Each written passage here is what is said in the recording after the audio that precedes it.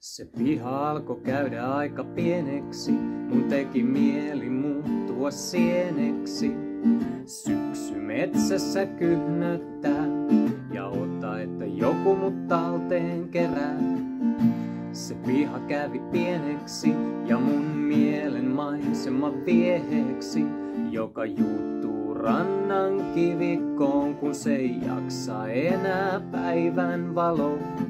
Siinä aikani mut russasuu. Mietin, että tästä ei mitään tuu, kunnes paikalle ui valtava hauki, joka selitti kaiken tän minulle auki.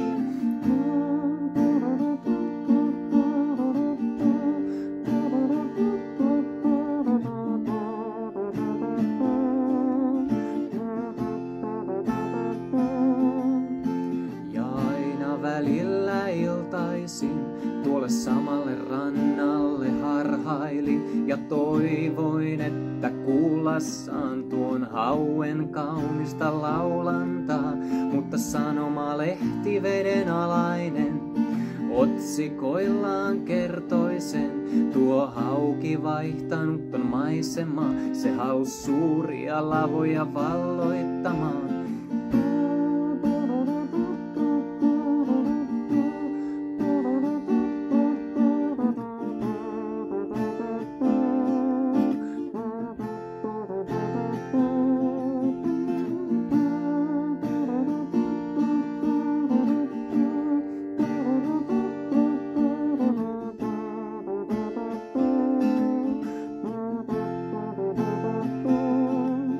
Vaikka vannoin, että mä palaisen tuolle ahtaalle pihalle takaisin, siinä hetkessä taisin unohtaa, ei pidä liikaa huomiseen tuijottaa.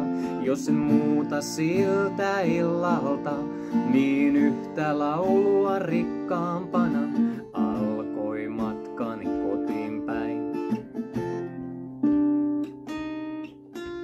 Ehkä tää päivä kun yksin sä oot, on se päivä kun taivaalle ilmaantuu kristallipallo valtava, joka on täytetty lohtulauseilla.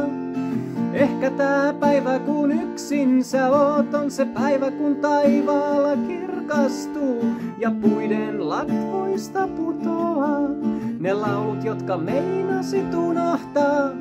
Ehkä tää päivä kun yksin sä oot, on se päivä kun taivaalle ilmaantuu kristallipallo valtava, joka on täytetty lohtulauseilla. Ehkä tää päivä kun yksin sä oot, on se päivä kun taivaalla kirkastuu ja puiden latvoista putoaa ne laulut, jotka meinasit unohtaa.